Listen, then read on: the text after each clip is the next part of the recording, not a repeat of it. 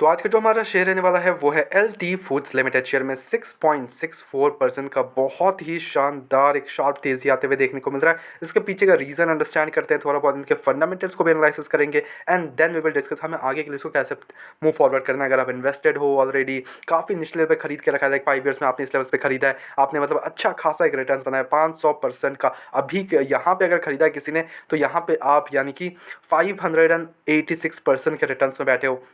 Share अपने all time जो high है वो है अप्रॉक्स 500 रुपीज़ तक का, वहाँ से शेयर अच्छा खासा गिरावट दिखाया था। उसके बाद यहाँ पे एक रिवर्सल आते हुए देखने को मिल रहा है। तो क्या ये रिवर्सल कंटिन्यू रह सकता है, लाइक 500 रुपीज़ को क्या क्रॉस करेगा? हमें काफ़ी अच्छा ये जो ब्रेकआउट वो होते हुए देखने को मिल रहा है। अगर ये सस्टेन करता है यहाँ पे तो ये नेक्स्ट जो टारगेट्स है वो अपने 500 रह सकते हैं। अंडरस्टैंड करते हैं चीज़ों को। पहली चीज़, ये जो सर्ज आया है इसके पीछे का रीज़न अंडरस्टैंड करो पहले।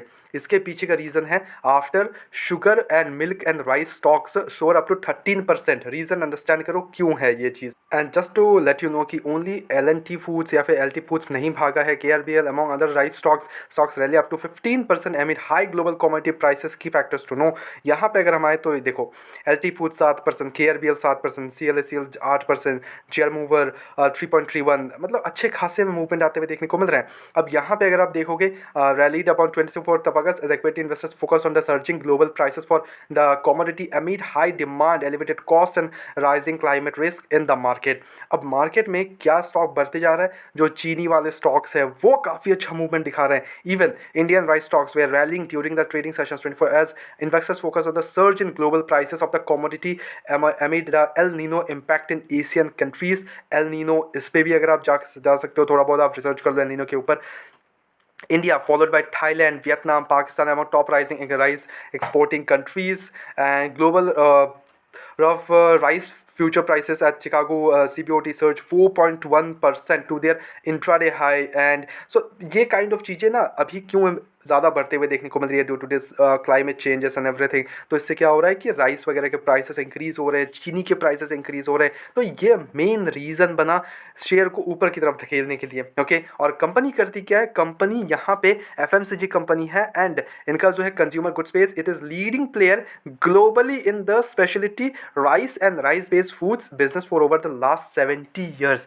कोई छोटी मोटी कंपनी नहीं है भाई, ठीक है। ये कोई छोटी मोटी कंपनी नहीं है कि आज स्टार्ट हो गया एंड लाइक, ये नहीं है। कंपनी पुरानी कंपनी है यहाँ पे, ओके, जो कि राइस को लेके बैठी है एंड राइस बेस्ड जो भी प्रोडक्ट्स होते हैं इनके, ये इनके मेन वर्क है। ओके, बट अगर हम कंपनी के मार्केट कैप की बात करें तो वो 15,000 करोड़ तक का है। ओके, अब यहाँ पे अगर आप स्टॉक का पी को देखोगे तो यहाँ पे चीज़ अंडरस्टैंड करने वाली है कि इंडस्ट्री पी जो है वो 15 का है, बट स्टॉक का पी 24, तो स्लाइटली ओवर वैल्यूड आपको देखने को मिलेगा ही है। ओके, अब यहाँ पे शेयर जो ऑल टाइम हाई है वो 491 के आसपास है, वहाँ से शेयर बहुत ज़्यादा कोई गिरावट नहीं है अभी के तौर पर हमें देखूँ तो, बट छोटी कंपनी है तो यहाँ से ग्रोथ का एस्पेक्ट जो बनता है वो लंबा बनता है। अब यहाँ पे डेप्ट की बात करूँ तो 1610 करोड़ के आसपास का डेप्ट है, विच मैक्स डेप्ट टू इक्विटी टू 0.36। अब यहाँ पे बैलेंस शीट में आओगे तो कंपनी के पास 4486 करोड़ के रिजर्व्स देखने को मिलेंगे। तो डेप्ट के कारण फेलियर के चांसेस अभी तो ना के बराबर है, but keep on track on the डेप्ट एज वेल। ओके, अब यहाँ पे अगर आप आओगे मार्जिन वगैरह पे तो मार्जिन 10.7% का मार्जिन है, डबल डिजिट ओके है। Profit growth is 3.17,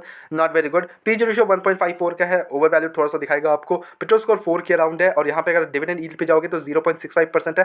face value 1 का है, तो यहाँ पे इन द फ्यूचर स्प्लिट्स नहीं आ सकते, बट बोनसेस वगैरह या श्योर। अब आते हैं रिजल्ट्स पे, कंपनी के रिजल्ट्स कैसे रहे इस क्वार्टर के और क्या अगले क्वार्टर्स कैसे रह सकते हैं। तो देखो, नो डाउट इन दिस की सेल्स इन्होंने बेंचमार्क क्रॉस कर दिया है, 3000 करोड़ का जो बेंचमार्क था उसको क्रॉस कर दिया है and they are continuously growing. 2464 crore से इंक्रीज होकर 3152 करोड़ देखने को मिल रहा है कंपनी के सेल्स, और वही हाल इनका मार्जिन जो है वो 11% पे इंटैक्ट है, which is a very good thing here. Operating profit हालांकि 265 करोड़ से 354 करोड़ पहुंच गया, यानी कि ईयर ऑन ईयर एक अच्छा जंप आया है बिकॉज सेल्स इंप्रूवमेंट आया है और इन्होंने मार्जिन को नहीं घटाया, मार्जिन इंटैक्ट है 11% पे। तो इसका जो इम्पैक्ट है वो कंपनी के एबिटा पे पड़ा, यानी कि ऑपरेटिंग प्रॉफिट सर्ज जाते हुए देखने को मिला, और उसका सारा इंपैक्ट आपको कहाँ देखने को मिलेगा, इसके नेट प्रॉफिट पे। Yes, no doubt in this कि इनका जो अदर इनकम था वो पिछले ईयर के मुकाबले थोड़ा कम था, 43 करोड़ से 10 करोड़, तो इसके कारण थोड़ा सा नेट प्रॉफिट जो है वो 168 करोड़ से 183 करोड़ ही जा पाया। बट या it's a good growth here on year basis पे, और अर्निंग पर शेयर 4.85 से 5.28, तो ईयर ऑन ईयर यहाँ पे भी अच्छा ग्रोथ देखने को मिलता है आपको, नोट अ डाउट।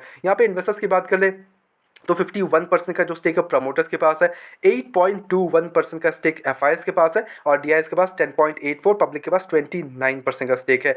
तो देखो the exposure between the promoters F I public it's good here, इसमें कोई इशूज़ नहीं है। यस बिकवाली होती रहती है, खरीदारी होगी, बिकवाली होगी, खरीदारी होगी, that's how this is work. Even you and us, everyone, they do the same thing. Okay, we are just doing the same thing, we are just going ahead and then buying and then selling, buying selling, यही चल रहा है। But यहाँ पे 8% intact है F 10% intact है D तो 18 approx 18 to 19% का स्टेक एफ जो है कंबाइंडली होल्ड करते हैं, तो that something good. Okay, and majorly यहाँ पे जो इम्पैक्ट है वो प्रमोटर्स यहाँ पे 15% स्टेक होल्ड करते हैं, which is a very good thing here. तो यहाँ पे देखो छोटी कंपनी है, बट अगर आपको कंज्यूमर प्रोडक्ट्स में आपको जाना है and then you are searching for a consumer product share, तो आप लॉन्ग टर्म पर्सपेक्टिव से तो you can go ahead with this share, इसमें कोई डाउट नहीं है, ठीक है। बट यहाँ पे आपको थोड़ा पेशेंस रखना पड़ सकता है। यस अभी यहाँ पे ब्रेकआउट आते हुए देखने को मिल रहा है, अगर ये ब्रेकआउट सस्टेन करता है 500 के ऊपर अगर निकलने की कोशिश करता है तो वो क्लियर का ब्रेकआउट बनेगा और वहाँ से फिर हमारा जो नेक्स्ट टारगेट होंगे वो अचीव होते हुए देखने को मिलेंगे, विच इज 600-650 के अराउंड है। ओके,